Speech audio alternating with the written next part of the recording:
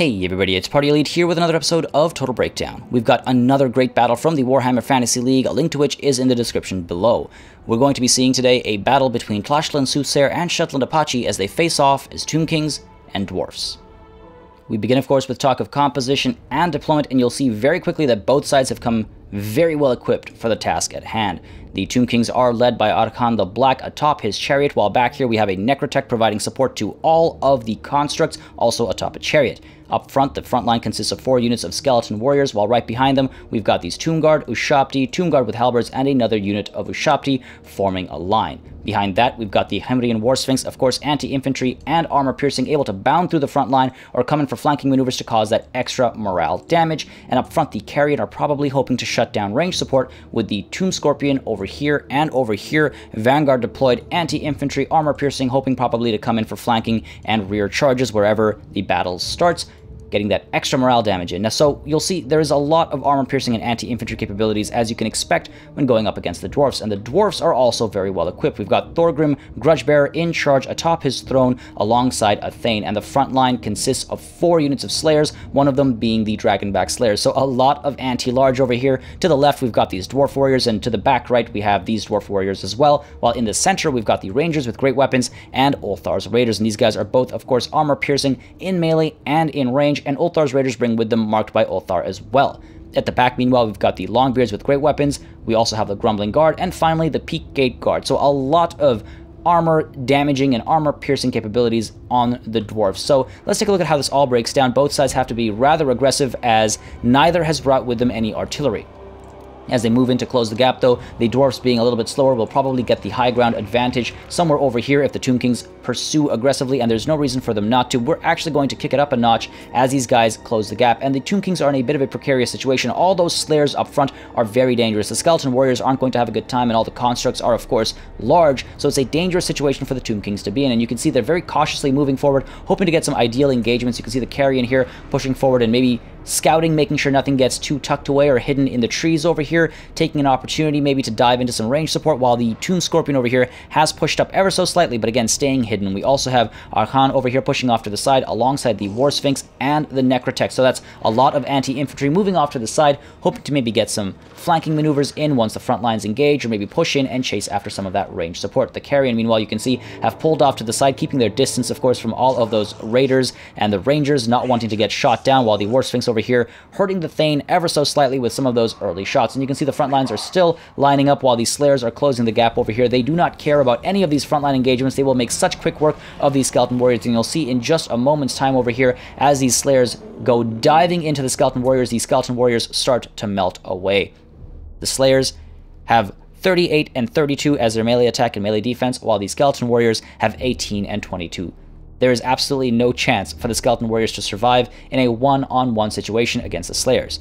To the left here, meanwhile, you can see this War Sphinx is being chased down by these Slayers. That War Sphinx has been ordered to pull back into safety, while over here the Tomb Scorpion is finally coming out of the trees over here, hoping to get some damage done, perhaps to Ulthar's Raiders or these Rangers with great weapons back here. Meanwhile, you can see Arhan actually pushes in to try and occupy these Slayers, allowing the War Sphinx to get away into some safety, while these Skeleton Warriors are now being pushed in to hopefully engage the Slayers. And you can see we have a couple of engagements going in that are being reinforced now by the Ushapti over here, piling in, and together, even though the Ushapti are large, alongside the Skeleton Warriors acting as chaff, they'll be able to take care of these Slayers at least somewhat. While over here, you can see Arkan is getting a nice charge into the Ulthar's Raiders back here, causing a fair bit of damage, while the War Sphinx as well, just pushing right through these Slayers, not really caring about their anti-large trait if they're being thrown in the air and thrown back, just pushing right through, hoping to get some damage done to all of these ranged units. And you can see these Skeleton Warriors continue to try and close the gap over here to keep the Slayers occupied, while Arkan turns around and gets another charge into the Rangers over here. Back here, meanwhile, you can see we've got the Necrotech hit by Tormentor's Sword, but at the same time diving in with that Chariot, hoping to throw back some of these Dragonback Slayers. Unfortunately, though, with Tormentor's Sword active, he's now stuck in place and in a bit of a tight spot, especially since the Thane and Thorgrim are both there. We have these Slayers as well turning around now, hoping to dive into some of these large units over here, the Constructs or the Chariots. The Carrion as well decided to dive down and get engaged against the Rangers, while here you can see that Tomb Scorpion burrowing down, pushing in for a beautiful attack into Ulthar's Raiders. And again, you want to shut down Ulthar's Raiders and range capabilities as quickly as possible. Range obviously causes extra morale damage. These guys can do armor-piercing damage on top of that, and then Ulthar's Raiders themselves specifically have marked by Ulthar, which is extremely dangerous, of course. So wonderfully done there by the Tomb Scorpion. You can see up front, the Skeleton Warriors are trying to keep these Slayers engaged, while to the right over here, we have an interesting situation as the Tomb Guard with Halberds push in alongside the Tomb Scorpion, the Skeleton Warriors, as well as the Ushabti against a single unit of Dwarf Warriors. Those Dwarf Warriors are not going to have a good time, of course, but we have these long beards with great weapons pushing in to reinforce, while the Peak Gate Guard are pushing in to reinforce the center over here, where these Slayers are having a rather tough time against the Ushabti. So let's kick it up to full speed over here. You can see we've got Archon trying to stay alive, trying to stay away from these Slayers, while the Necrotect as well pulling away. Now the Tormentor Sword is not holding him in place anymore. At the back over here, meanwhile, we did just get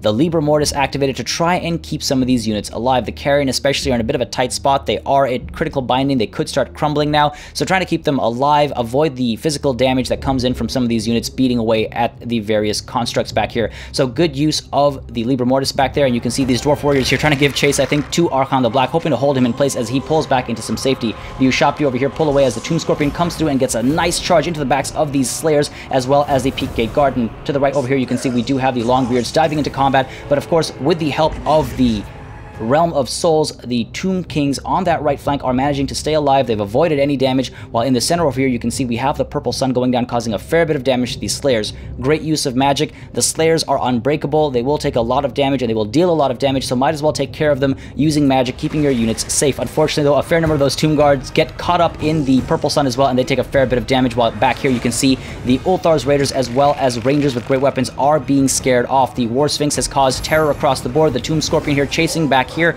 and over here up front, Archon the Black uses the Staff of Nagash to try and keep magic alive as he charges into the Dwarf Warriors over here. The Necrotect as well pushing in for a charge of his own. Of course, that Chariot is going to cause a lot of damage to infantry. The Ushabti over here have come out on top alongside the Tomb Guard with Halberd and Skeleton Warriors. You can see all that's left here are these Longbeard with great weapon unit, but they are surrounded as well. They're having a tough time in that engagement. Over here, though, unfortunately, Ulthar's Raiders have turned around and they're willing to return to the fight, while the Hemrian War Sphinx has been marked by Ulthar and is now the focus of a lot of attention, taking a fair bit of damage. You can see morale dropping as well, but fortunately, with all of these Realm of Souls active, you can see we've got an Ushabti unit being brought up here to defeat the Ulthar's Raiders unit. So wonderfully done there, while in this large clump, you can see the Tomb Scorpion getting a lot of work done. We've got a nice rear charge coming in from the Necrotect as well as Archon the Black over here. Archon decides to turn around and get involved in this central engagement over here as the Purple Sun gets brought in once more, allowing the War Sphinx to stay safe. A fair bit of damage done there by the Purple Sun, so wonderfully done as the Tomb Scorpion's over here again now, turning around and diving into the Peak Gate Guard, hoping to cause a fair bit of damage. And this Tomb Scorpion over here, in a bit of a tight spot against these Slayers, needing to pull away, and you can see the order there coming repeatedly to pull back, while the Ushabti are pushed in to engage. Over here again, we get the Libra Mortis active, trying to keep these guys alive, avoiding that damage that's coming in from all of these various units here. The Slayers especially are quite threatening. The Peak Gate Guard are going to cause a lot of damage, so the Libra Mortis is going to be exceptionally helpful. We also have the Tomb Blade of Archon going down, trying to keep these guys alive, and just moments ago, the Necrotect was using Restore as well on some of these Ushabti to keep them alive. So wonderfully done there. You can see a lot of these Dwarf units are giving up on the fight. They have very high leadership usually, so it's nice to see it all brought down here. They're starting to give up on the fighting. The Tomb Scorpion over here dealing with Ulthar's Raiders. We've got the other Tomb Scorpion pushing in as well to provide some assistance, getting these guys to rout ultimately, while the Ushabti back here slowly dying away, and the Dragonback Slayers and the other Slayer unit here just kept occupied. So well done. They're using the throwaway Ushabti quite well. While up front over here, you can see the Thane and Thorgrim Grudgebearer very much at full, or, you know, almost full health as that War Sphinx comes bounding through with a nice rear charge, tossing the Grumbling Guard around, hoping to toss the Peak Gate Guard around here as well.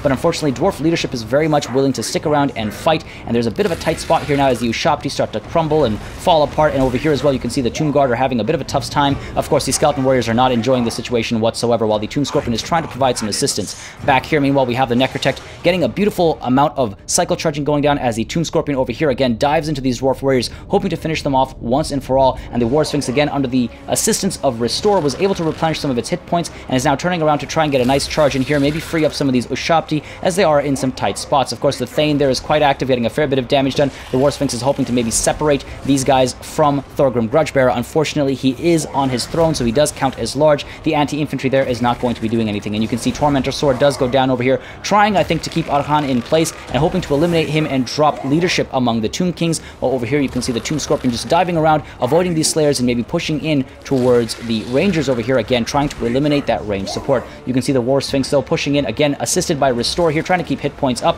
and the Necrotect looking for a place where he can charge in safely as these Dragonback Slayers are giving chase. So again, just tucking off to the side, they're trying to get out of there as the Tomb Scorpions are causing a fair bit of damage over here. You can see low on health, but causing a fair bit of hurt. So a good sacrifice, a good risk being taken over here, but unfortunately the Dragonback Slayers come in for a nice rear charge, and that is a very dangerous spot for the Tomb Scorpion to be in, trying to pull back into some safety. At the same time, we also have the Purple Sun going down. Another beautiful cast here, focused in on the Slayers. Unfortunately, though, as it is with Vortex spells, that Purple Sun can go absolutely anywhere, and it doesn't actually eliminate either of these Slayer units, and instead just veers off into nothingness. Back here, though, you can see the War Sphinx now firing away at some of these Dwarf Warriors, then turning around to charge into these Rangers, and the Tomb Scorpion as well, looking for an opportunity to dive into a unit, any unit whatsoever, maybe cause a mass rout, turning around, chasing after some of these individual Slayers, hoping to eliminate that unit with a tag team of, you know, 2 Tomb Scorpions, while in the center over here, you can see Arhan again needing to pull away into safety, trying to stay alive, using his staff to bring some more magic back to the field, but these Tomb Guard with halberds have done absolutely wonderful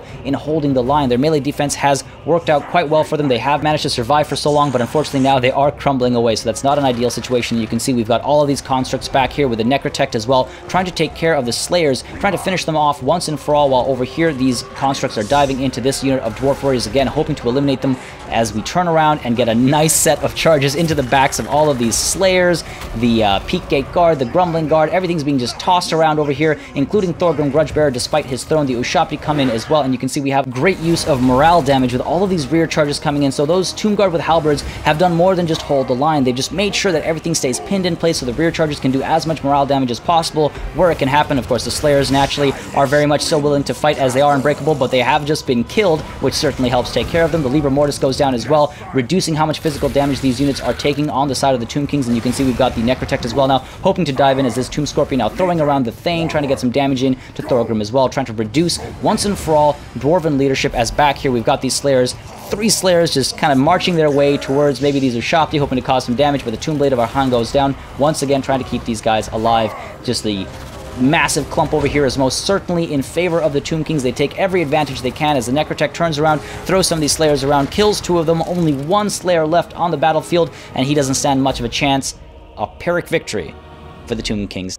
Now, cycle charging was the name of the game for the Tomb Kings here, as the sheer number of Slayers on the field from the Dwarfs made it tough for the constructs to stay put for very long. A sacrificial Ushabti unit and a handful of weak skeleton warriors aside, we saw Tomb Scorpions, Chariots, and a War Sphinx swing back and forth, along with some great use of Libra Mortis, the Tomb Blade, and Restore from the Necrotect to keep key units alive. The Dwarfs put up a great fight, doing their best to eliminate the threats, but unable to remove the character buffs from the field, they weren't able to destroy the Tomb Kings. As always, make sure you subscribe to this channel for more Total War content and keep sending in those battle replays. I do think it's one of the best ways to learn, and it's great to share such amazing battles from the community. Thank you very much for watching, and I'll see you on the battlefield.